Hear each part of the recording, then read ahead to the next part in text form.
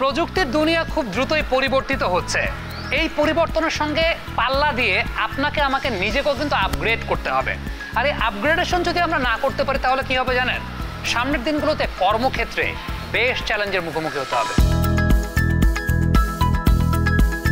পৃথিবী খুব দ্রুত এগিয়ে যাচ্ছে, সব জায়গাতেই আসলে সব কিছু এখন এত দ্রুত হয়। পরিবর্তনগুলো হয়তো 10, 20, 30 বছর মেয়াদি হতো একটা থেকে আরেকটা ধাপে যেতে। এখন অনেক সময় এই লিপটা মাত্র 1 ঘন্টা বা 1 বছর বা 1 মাসে।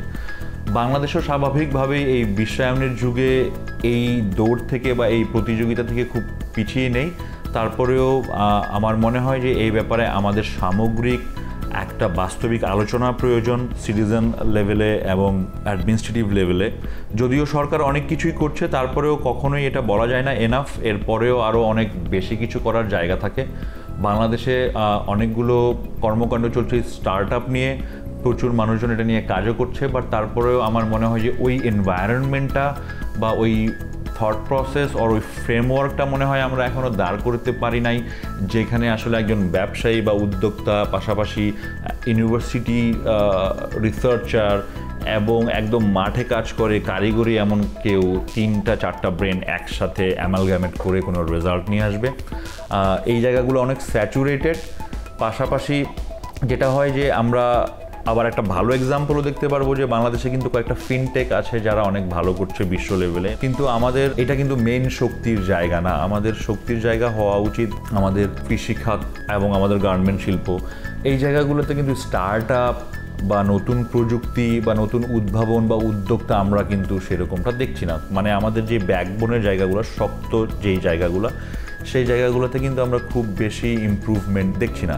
তো এই জায়গাতে যদি আমরা ইমপ্রুভ না করতে পারি তাহলে হয়তো আমরা অনেক কিছু নামে বেনামে করতে পারবো, কিন্তু দিনের শেষে আমরা আসলে এই দেশটা কতটুকু উপকৃত হবে বা কতগুলো মানুষের কর্মসংস্থান হবে সেটা কিন্তু একটা ভাবার বিষয়। অনেক সময় ভালো ভালো ম্যাগাজিনে বা ভালো ভালো পত্রিকায় হয়তো আপনার নাম আসলো বাংলাদেশি হিসাবে, আপনি খুব ভালো এন্টারপ্রেনার বা খুব ভালো নাম কামিয়েছেন, কিন্তু সেটার আসলে সামগ্রিক কোনো ইফেক্ট আছে নাকি, অন্য 10টা মানুষ এটা থেকে উপকৃত হয় নাকি, এই জায়গাগুলো নিয়ে আমাদের ভাবা উচিত।